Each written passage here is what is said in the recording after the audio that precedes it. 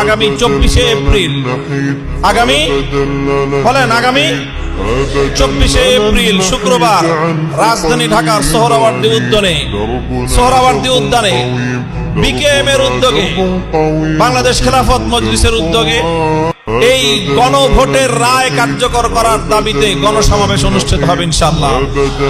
প্রতিটি পাড়ায় পাড়ায়, মহল্লায় মহল্লায় জুলাই বিপ্লবের পক্ষে আমাদেরকে জনতাকে সংগঠিত করতে হবে এবং সরকারকে স্পষ্ট বার্তা দিয়ে দিতে হবে যে এই জায়গাটায় আমরা নো কম্প্রোমাইজ সিচুয়েশনে আমরা অবস্থান করতেছি, কাজে আমাদের সাথে বাদাবাদি করেন না। ভালোয় ভালোয় ক্ষমতায় আসছেন, ইঞ্জিনিয়ারিং করেন আর যাই করেন, 5টা বছর রাষ্ট্র চালান। যদি ভালো চান তাহলে জুলাই সনদকে যথাযথভাবে বাস্তবায়ন করুন।